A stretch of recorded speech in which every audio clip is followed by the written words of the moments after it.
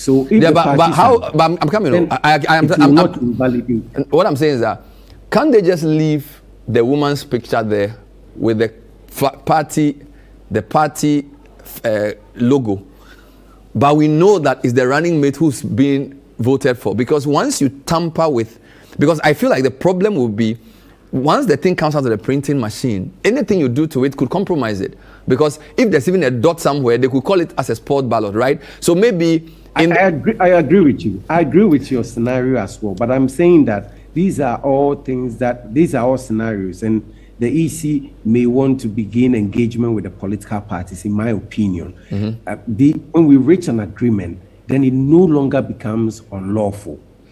It becomes unlawful when some people don't agree and they are insisting that this should be done and that should be done. But that's why I said that with these scenarios, it always depends on the EC reaching an agreement with the political parties. So if scenario one, what you said is also true. If scenario one, instead of crossing, they decide to leave it like that, but they do know that the vice presidential candidate will now be campaigning that I am the presidential candidate and it's the same party, that could work.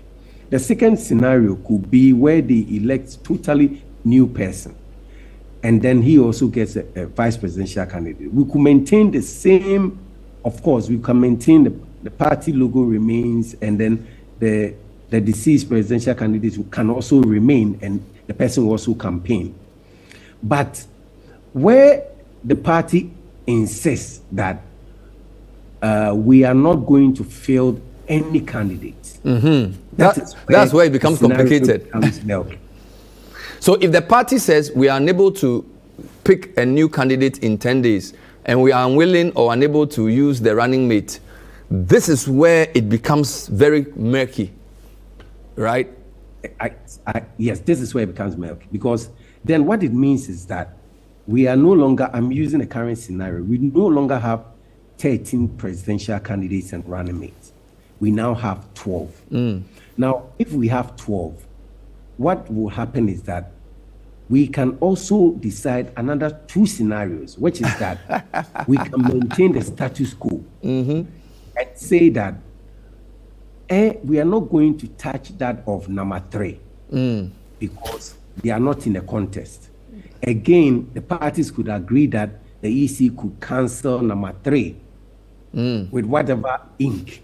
It's just now you said that you don't agree with the ink, but I'm saying that anytime people agree to do something, then that thing does not become illegal anymore. That is if somebody, unless someone contests it. But if they agree, they could cancel it. That's scenario 1, so that everything remains intact. But if they don't agree and they say that no, we don't agree because we don't want any additional pen or ink on the ballot paper, so let's print a fresh ballot paper without the number 3 candidates in it because they no longer are part of the elections. Then that is where the issue arises. And the issue arising will mean that now we have 12 presidential candidates. And for me, my considered opinion is that then there has to be fresh balloting, because then we would have cancelled one. The reason why there has to be fresh balloting has to do with what we call fairness. The fairness in the sense that everybody has had the chance to campaign on their numbers. So number 1 has campaigned, number 8 has campaigned, number 13 has campaigned.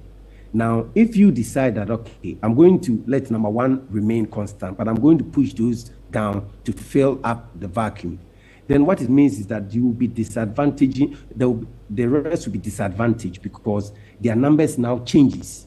And that will, they are the ones who need to now change all their campaigns in terms of paraphernalia and messages and everything. And that would be unfair. Right. Should anybody take support, there's the likelihood that that person may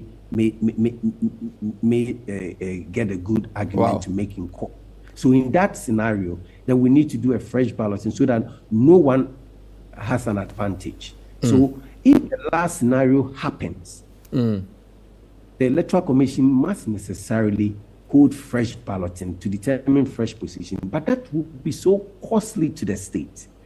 1, we are printing fresh ballot papers, and 2, the candidates will have to find money to do fresh campaigns. So Sammy, in a sense, you are saying common sense must prevail over common law in some of these issues. So let the common sense thing happen so we save money and save time. Instead of using common sense, I would say public interest. Wonderful. Because remember, whatever money the EC is spending is not someone's money. It is you and I, our taxes that are being given to the EC to spend. So as a country, do we want to spend so much money to print everything afresh?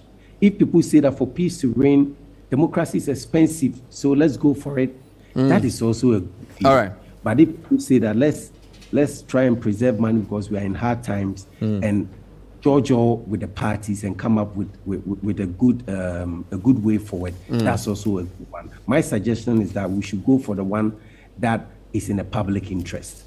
If the public interest is that the parties are so at each other's neck that they cannot agree, then we should do an entirely new balloting, an entirely new printing. All right.